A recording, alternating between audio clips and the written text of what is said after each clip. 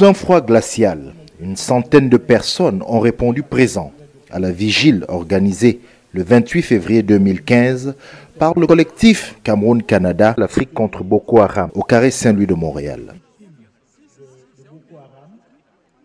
Vous allez entendre beaucoup de choses sur la situation humanitaire. On n'est pas loin de la catastrophe. Mais vous allez aussi entendre le message que le collectif l'Afrique contre Boko Haram, associé au collectif Cameroun-Canada uni contre Boko Haram, adresse aux autorités du Cameroun. Vous allez entendre l'appel que nous lançons aux autorités, aux élus du Canada. Je me tourne vers mes amis parce que nous allons procéder à un rite. Population de Montréal ici réunie, est-ce que vous m'entendez? Oui, oui. Je n'ai pas compris. Okay. Est-ce que vous m'entendez? Oui. Okay.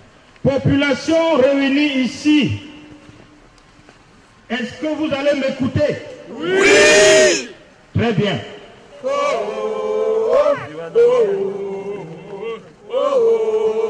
Les innocents,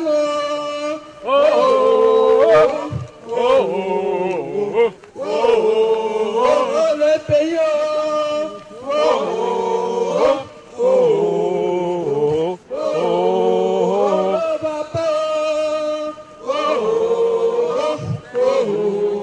Entamé par les Sani, un rite culturel et cultuel camerounais, ce rassemblement, à l'image de nombreux autres, notamment à Paris, à Bruxelles, mais aussi à Yaoundé, avait pour objectif de rendre hommage aux victimes civiles et militaires de Boko Haram, de soutenir les soldats qui combattent ces terroristes, de faire appel à la solidarité.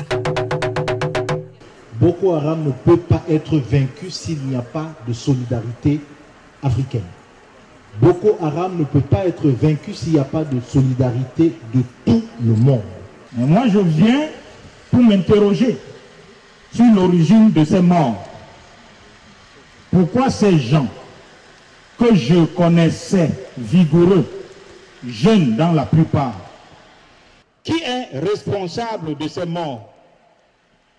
En présence du haut-commissaire du Cameroun au Canada, Solomon Azombi, le conseiller culturel, M. Etoa Jean Bosco, de Jean-Louis Roy, journaliste, historien, ancien secrétaire général de l'AIF, Madame Amina Gerba et M. Gerba Malam du groupe Afrique Expansion, M. et Madame Libaye de Horizon Interculturel, mais aussi l'ACC représenté par son ancien président Paul Aya et l'actuel M. Guy Passy, sans oublier une présence remarquée de Madame Cécile Ngorol, une doyenne de la communauté camerounaise, des principaux organisateurs des soirées culturelles de Montréal et de nombreux autres Camerounais et Africains. Le collectif Cameroun-Canada a évoqué la situation humanitaire très inquiétante qui sévit à l'heure actuelle dans l'extrême nord du Cameroun.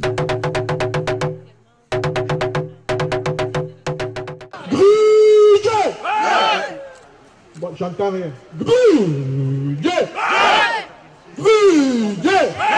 C'est une initiative citoyenne que je salue de tout cœur parce que ça vient compléter aux actions politiques, diplomatiques et militaires menées par les autorités de nos pays d'Afrique centrale contre la secte islamique Boko Haram.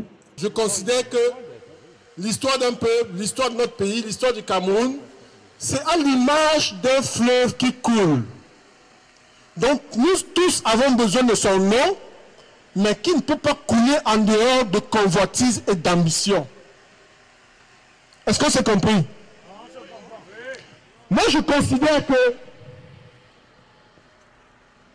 l'action citoyenne, car c'est celle-ci, l'action citoyenne dans un pays consiste pour des citoyens à tout faire, malgré tous les intérêts, malgré toutes les convoitises, pour s'assurer que l'on reste buvable. Elle a lancé un appel au gouvernement canadien, a rendu un hommage aux soldats qui tombent sous les balles de Boko Haram. On envoie notre énergie à nos soldats au front. C'est une guerre difficile pour les soldats.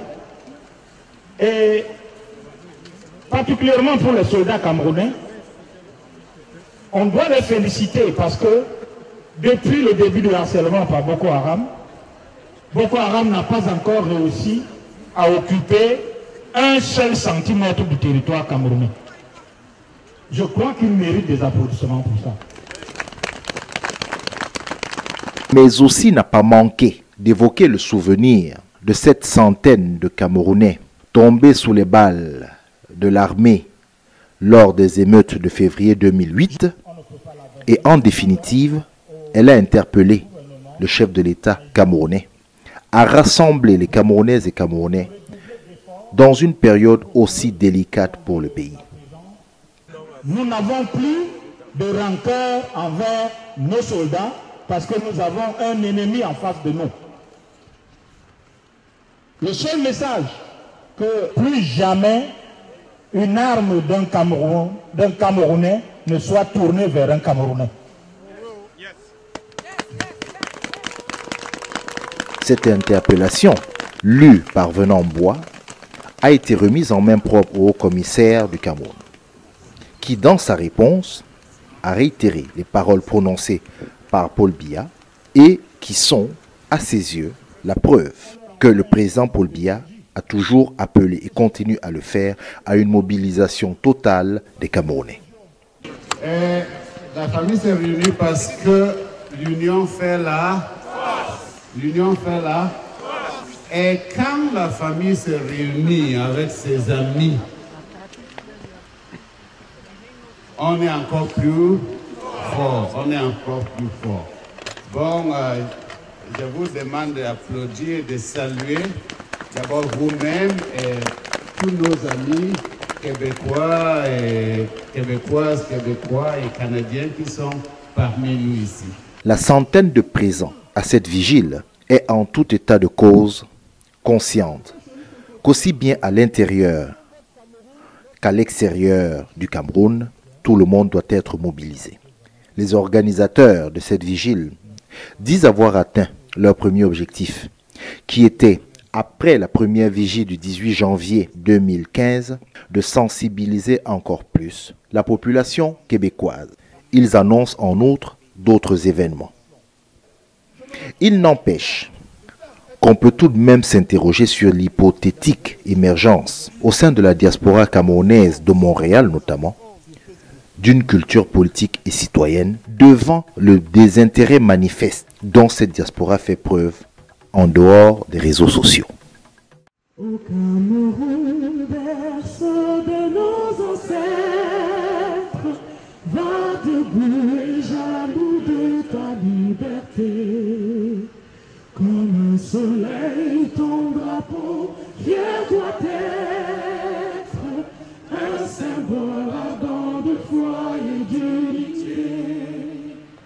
Que tous tes enfants du nord au sud, de l'est à l'ouest, soient tout amour, te servir, que ce soit le seul but, pour remplir leur devoir toujours.